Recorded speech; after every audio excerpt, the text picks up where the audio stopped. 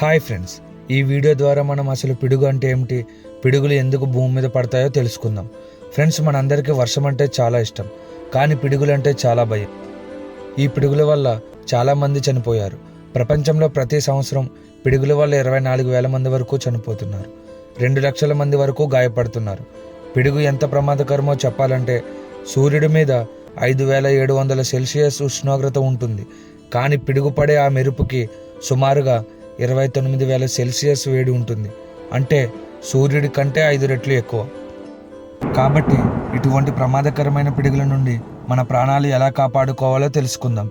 చాలామందికి పిడుగులు వర్షం వచ్చినప్పుడు వస్తాయని తెలుసు, కానీ అసలు ఎందుకు వస్తాయో తెలియదు. ఇప్పుడు తెలుసుకుందాం. మేఘాలలో ఉష్ణోగ్రత తక్కువ ఉండడం వల్ల మేఘాలలో ఉండే వర్షపు నీరు చిన్న చిన్న ఐస్ ముక్కలలాగా ఉంటుంది. అయితే విపరీతమైన గాలులు వీచినప్పుడు ఆ మంచు కణాల మధ్య రాపిడి జరిగి ఒక ఎలక్ట్రికల్ ఛార్జ్ క్రియేట్ అవుతుంది. దానిని పిడుగు అంటారు.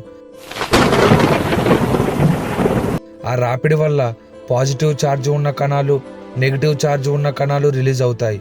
పాజిటివ్ ఛార్జ్ ఉన్న కణాలు తేలికగా ఉండడం వల్ల మేఘంలోని పై భాగానికి, నెగిటివ్ ఛార్జ్ కణాలు బరువుగా ఉండడం వలన మేఘంలోని కింద భాగానికి చేరుకుంటాయి.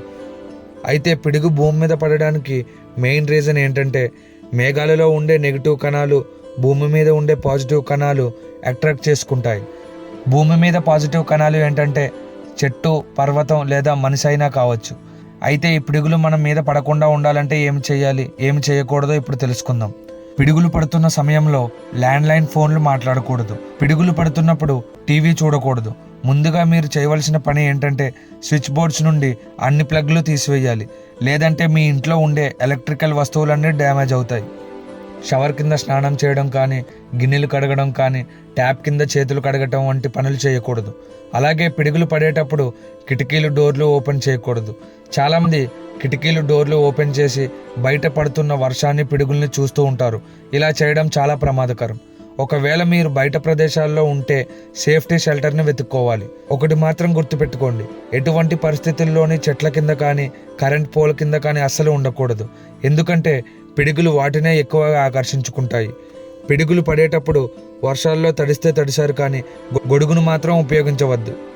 ఒకవేళ కారులో ఉంటే కారు అన్ని డోర్స్ క్లోజ్ చేసి మధ్యలో కూర్చోవాలి. కారులో FM రేడియో వంటివి వినకూడదు.